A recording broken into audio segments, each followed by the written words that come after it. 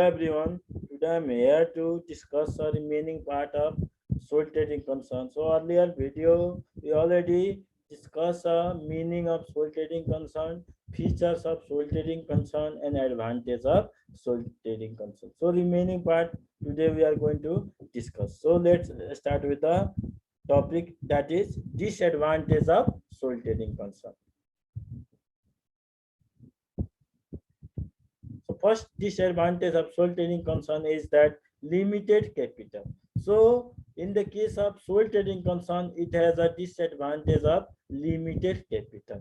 So a sole proprietor cannot manage a huge amount of capital due to the lack of resources. हाम्रो एकलौटी व्यवसायमा के हुन्छ भन्दाखेरि एकजना व्यक्तिले आफ्नो सीमित पुँजी लगानी गरेको हुनाले a single person or sole proprietor can only invest a few minimum capital or minimum resources for the establishment of the हाम्रो sole trading concern. That's why it has a lack of resources and lack of capital. So with a limited capital, it is difficult to expand a business to the larger scale. हाम्रो चाहिँ limited capital भएको हुनाले, सीमित पुँजी भएको हुनाले आफ्नो बिजनेसलाई हामीले एक्सपान्सन गर्न सक्दैन. किनभने त्यही भएर यो पनि एउटा के हो भन्दाखेरि हाम्रो सोल ट्रेडिङ कन्सर्नको एउटा डिसएडभान्टेज हो. So again, sole trading concern also not face the competition with the partnership and joint stock company. किनभने उनीहरुसँग हाम्रो पार्टनरशिप बिजनेससँग कम्पिटिसन प्रतिस्पर्धा किन फेस गर्न सक्दैन भने हामीसँग हाम्रो सोल ट्रेडिङ कन्सर्नसँग लिमिटेड क्यापिटल भएको हुनाले उनीहरुसँग चाहिँ कम्पिटिसन फेस गर्न सक्दैन. अर्को कुरा चाहिँ हाम्रो सोल ट्रेडिङ कन्सर्नले रिसर्च एन्ड डेभलपमेन्ट वर्कमा चाहिँ आफ्नो क्यापिटलहरु इन्भेस्ट गर्दैन. किनभने लिमिटेड क्यापिटल हुन्छ, आफ्नो व्यवसायिक क्रियाकलापको लागि मात्रै युज गरेको हुन्छ, त्यो रिसर्च एन्ड डेभलपमेन्टमा युज नगरेको हुनाले किन गर्दैन भन्दाखेरि चाहिँ लिमिटेड क्यापिटल, सीमित पुँजी भएको कारण है त. Another disadvantage of sole trading concern is that unlimited liability.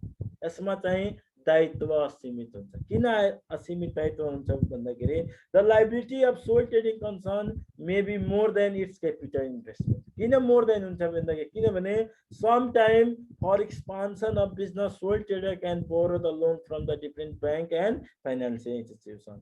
And but when the problem of this great dissolution of concern arises, जब हामीले आफ्नो concern चाहिँ बन्द गर्नुपर्ने हुन्छ, सोल ट्रेडिङ बन्द गर्नुपर्ने हुन्छ भने at that time proprietor has to pay all the debt or all the loan even by selling his or her personal property. चाहिँ आफ्नो पर्सनल प्रपर्टी चाहिँ बेचेर पनि के गर्नुपर्ने हुन्छ भन्दाखेरि सोल ट्रेडिङ कन्सर्नको जति लोनहरु हुन्छ, डेब्टहरु हुन्छ त्यो तिर्नुपर्ने हुन्छ. त्यही भएर त्यसको चाहिँ liability up to capital investment सम्म हुँदैन. जबसम्म उसको लायबिलिटी क्लियर हुँदैन तबसम्म उसको सोल प्रोप्राइटरको लायबिलिटी चाहिँ हाम्रो चाहिँ खत्म हुँदैन, दायित्व चाहिँ खत्म हुँदैन है त. Next disadvantage of sole trading concern is that uncertain duration. यसमा के हुन्छ भन्दाखेरि the existence of sole trading concern is uncertain. किन अनिश्चित छ? किनभने the well-being of all the sole trading concern totally depend upon the condition of sole proprietor. किनभने sole trading concern established by the single person with the minimum investment or the minimum capital with the minimum resources. Again, all the management and controlling part done by the sole proprietor and all the decision made by the only sole trader. Again, that's why the duration of sole trading totally depends upon the condition of sole proprietor. If the firm will be dissolved, if the sole proprietor become insolvent, bankrupt, death and suffer from the any fatal disease. यदि उले कंगाल भयो अथवा पागल भयो अथवा कुनै चाहिँ के भन्छ डेथ भयो भने सोल ट्रेडिङ पनि के हुन जान्छ भन्दाखेरि सफर हुन जान्छ, बन्द गर्नुपर्ने हुन्छ है त.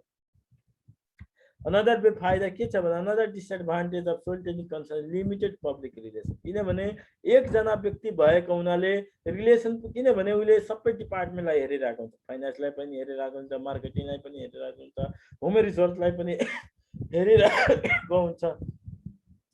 त्यही भएर ह्युमन रिसोर्सलाई हेरिरहेको हुन्छ, पब्लिक रिलेसनलाई पनि हेरिरहेको हुन्छ. त्यही भएर बढी फोकस चाहिँ पब्लिक रिलेसनलाई दिँदैन, चाहिँ मानव जनसम्पर्कलाई। किनभने कुनै पनि बिजनेस चाहिँ चल्ने भने केबाट हो भन्दाखेरि मानव जनसम्पर्कबाट नै चल्ने। कस्टमरसँग बढी रिलेसन बिल्डअप गर्यो भने पो कस्टमर आउँछ नि, हो कि होइन? That's why in the case of sole trading concern there is a limited public relation. That's why it is the disadvantage of sole trading concern.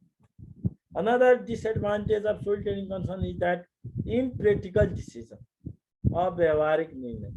किन अव्यावहारिक निर्णय हुन्छ भन्दाखेरि in the case of sole trading concern, sole trader is only responsible for making a decision about the all the management and controlling part of the soul trading concern. So sometimes sole trader can take impractical decision because he or she cannot take any suggestion from the different expertise or different professional. हाम्रो चाहिँ sole ट्रेडरले के गर्ने गर्छ, आफ्नो आफैले decision गरेको हुन्छ हतार हतारमा, जसले गर्दा कहिलेकाहीँ अव्यावहारिक डिसिजन पनि भएर जान्छ. किन जान्छ भन्दाखेरि यसले सोल ट्रेडरले न कुनै एक्सपर्टिजसँग के अरे सल्लाह र सुझाव दिन्छ, न कुनै हाम्रो के भन्छ कुनै एक्सपर्टिजसँग, न कुनै प्रोफेसनलहरूसँग. त्यही भएर कहिलेकाहीँ के हुन्छ, अव्यावहारिक डिसिजन पनि लिन सक्छ, जसले गर्दाखेरि हाम्रो फर्म, हाम्रो अर्गनाइजेसन, हाम्रो सोल ट्रेडिङ एकलौटी व्यवसाय चाहिँ लसेसबाट सफर पनि हुन सक्छ. Another disadvantage of soul trading concern is difficult to obtain. हामीले एकलौटी व्यवसायमा लोन लिन पनि के हुन जान्छ, कठिनाइ हुन्छ, because of limited capital, limited scale of operation. हाम्रो स्केल अफ अपरेसन पनि लिमिटेड भएको कारणले प्रफिट पनि लिमिटेड हुन्छ, किनभने हाम्रो क्यापिटल इन्भेस्टमेन्ट पनि लिमिटेड हुन्छ, हो कि होइन? अर्को कुरा जुन हाम्रो इन्टरनल मेटरहरू छ जस्तै फाइनेन्सियल स्टेटमेन्टहरू, त्यो सिक्रेट हुन्छ. कोसँग सिक्रेट हुन्छ भन्दाखेरि सोल प्रोप्राइटर, सोल ओनरसँग सिक्रेट हुन्छ, जसले गर्दाखेरि for the expansion, for the diversification, sole trading cannot, or there is a difficulty to obtain a loan from the different bank or financial institution. Another disadvantage of soul trading concern is that limited opportunity to start. किन limited हुन्छ भन्दाखेरि किनभने limited capital investment भएको हुनाले operation अनि scale पनि के हुन जान्छ, लिमिटेड हुन्छ, जसले गर्दाखेरि के हुन्छ भन्दाखेरि हाम्रो चाहिँ स्टाफहरूको लिभिङ स्ट्यान्डर्ड, स्टाटस, सोशल स्टाटसमा पनि के हुन जान्छ, असर पर्ने गर्छ. किन हुन्छ भन्दाखेरि किनभने हाम्रो sole trading concern can not provide opportunity to higher study, training, promotion, foreign visit, and also not provide a sufficient remuneration, better allowance, bonus or share profit. Okay, that's why there is a limited opportunity to start in the case of soul trading concern. Right? Our next topic is that registration of soul trading concern in Nepal. अब हाम्रो registration कसरी गर्ने, दर्ता प्रक्रिया के हो त? So in Nepal, there is no specific act guiding to the soul trading concern, but to cover the sole proprietorship business, Private Firm Registration Act was passed in 2014 BS. So according to the Private Firm Registration Act 2014, that clarifies all the private firms should be registered under this act. So as a separate act of soul trading concern is not enacted. यसको लागि चाहिँ separate act चाहिँ बनाइएको छैन, तर all the soul trading concern in Nepal should be registered under the Private Firm Registration Act 2014 BS in the concerned department of the government of Nepal. So soul trading concern of industrial nature should be registered in the Department of Industry, whereas commercial nature should be registered in the Department of Commerce. यदि हाम्रो commercial nature छ भने department of कमर्समा चाहिँ हाम्रो के गर्नुपर्ने हुन्छ भन्दाखेरि रेजिस्ट्रेसन गर्नुपर्ने हुन्छ. यदि हाम्रो इन्डस्ट्रियल नेचर छ भने हामीले डिपार्टमेन्ट अफ इन्डस्ट्रीमा हामीले रेजिस्ट्रेसन गर्नुपर्ने हुन्छ. फर्स्ट अब प्रोसेस के छ भन्दा first process of registration of soul trading concern is the submission of application form. So it is the first process of procedure of registration of soul trading concern, an individual who want to register a sole trading concern that need to obtain the application from the concerned. सबभन्दा पहिला हामीले के गर्नुपर्ने हुन्छ भन्दाखेरि हाम्रो concern डिपार्टमेन्टबाट application form registration form के गर्नुपर्ने हुन्छ obtain गर्नुपर्ने हुन्छ लिनुपर्ने हुन्छ फर द रेजिस्ट्रेसन हो कि हैन। अब application form detail about the proposed sole trading are mentioned as a specified prescribed form. Generally the following information that specify in the application के कुरा हामीले लेख्नु पर्ने हुन्छ भन्दाखेरि एप्लिकेसन फर्ममा first information is that you have to write name and address of the applicant, that you have to write name and address of the form, that you have to write nature and objective of the business in the application form, and amount of capital investment and other information that is prescribed by the concerned department that you have to write in the application form at the time of registering our sole trading concern. Okay. So after the completion of all the details like name and address of the application form, name and address of the concerned department, name and address of the organization, name and address of the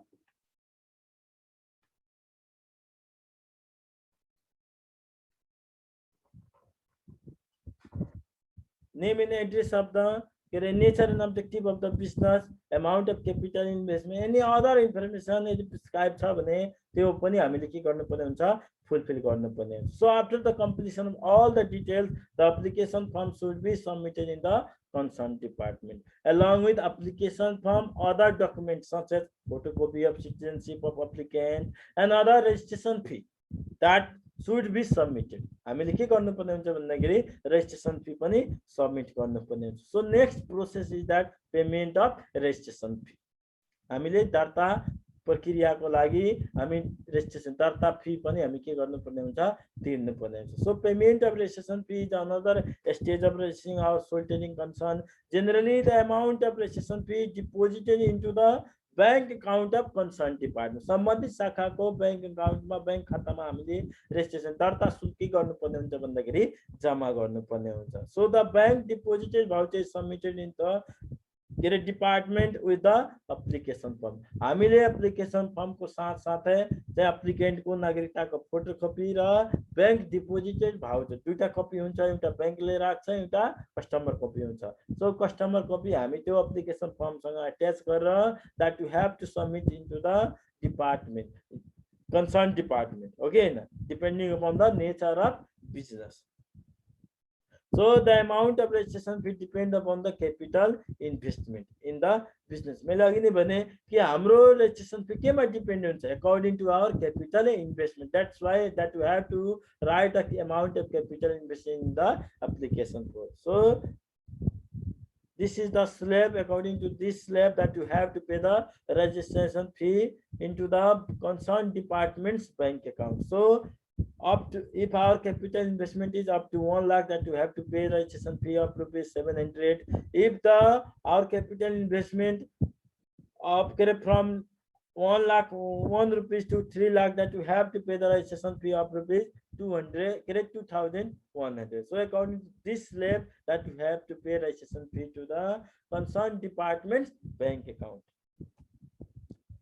Another process of registering of sole trading concern is that obtain registration certificate. So the registration certificate is the essential document of the registration of sole trading concern. After the submission of all the application form along with all the documents like bank voucher, deposited voucher, citizenship of हाम्रो applicant and other information that is prescribed by the concerned department. After the submission of all these detail along with the different document, after that the official of concerned department make investigation upon the application form.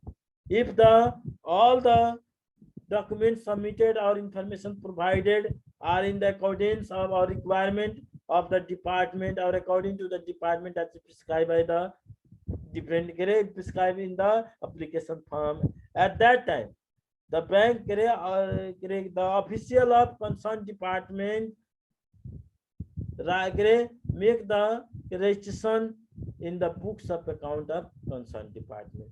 यदि हाम्रो सबै information ठिक छ भने त्यहाँ भएको अफिसियलले के गर्छ भन्दाखेरि चाहिँ हाम्रो डकुमेन्ट चाहिँ के गर्छ त्यहाँ सम्बन्धित शाखामा भएको बुक्स अफ एकाउन्टमा चाहिँ त्यहाँ भएको बुक्स अफ एकाउन्टमा हाम्रो जुन नाम प्रपोज गरेको छौँ नाम जुन के अरे प्रपोज गरेको छौँ रेजिस्ट्रेसनको लागि त्यहाँ के गरिदिन्छ दर्ता गरिदिन्छ so after so if the document information is not sufficient यदि sufficient छैन or not prescribed by the according to the not submitted according to the prescribed application form or according to the concerned department at that time official of concerned department provide notice to the applicant for the completion of all the required document and information after getting the registration certificate so a sole trader can start the business in a formal way and also can get the facility provided by the government यदि सबै कुरा ठिक छ भने registration भइहाल्छ भने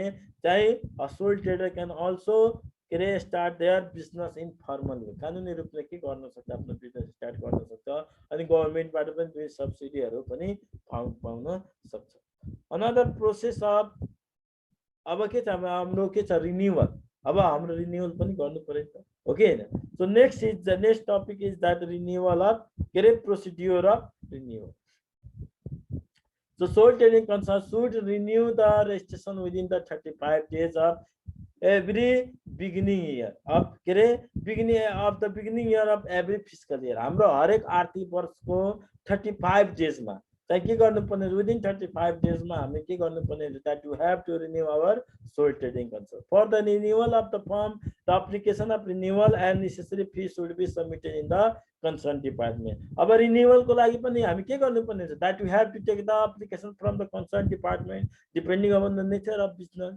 okay na and also that you have to submit the renewal chart to the again the concerned department's bank account so the application of renewal can be obtained in the concerned department and detailed information should be provided as a specified in the form and also the renewal fee is deposited in the bank account of the department and bank deposit voucher is submitted along with the renewal form हामीले जुन renewal form भरेर हामी के गर्नुपर्ने हुन्छ त्यस साथसाथै हाम्रो renewal जुन deposited fee हामी जुन renewal charge पे गरेको छ त्यो डिपोजिट भाउचर पनि के गर्नुपर्ने हुन्छ अट्याच गरेर the amount of renewal fee depend upon the again the capital investment हाम्रो चाहिँ रिन्युअल चार्ज पनि हामी कति क्यापिटल इन्भेस्टमेन्ट गरेको छ त्यसमा आधारित हुन्छ so this is the slab according to this slab that you have to pay the renewal charge to the concern departments bank account. If our capital investment is 1 lakh up to 1 lakh then we have to pay the renewal charge of rupees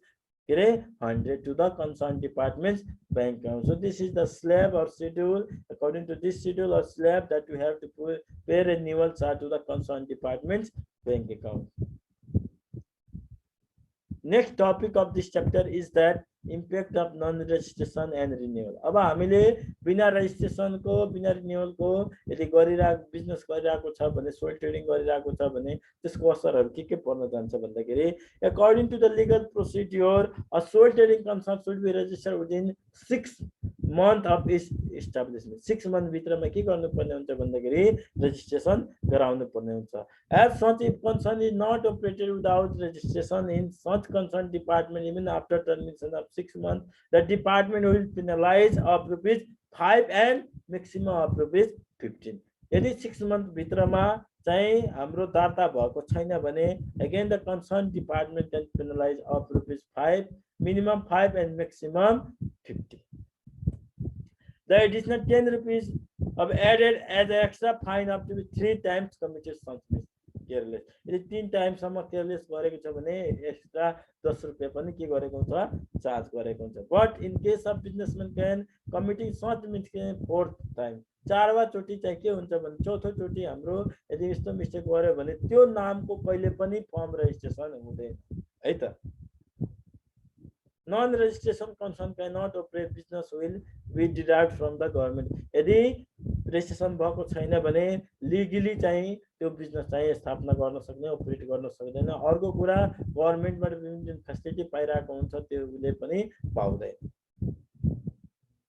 so a sole trading concern need to renew the registration within 35 days after the beginning of fiscal year. So non-renewal of form within the prescribed time, an extra of rupees 35 will be charged up to last date of Ashwin. हाम्रो last date of आश्विनसम्म कति charge हुने गर्छ भन्दाखेरि 35 के अरे rupees charge हुने गर्छ. But after the termination of Ashwin extra fine of 150 will be charge.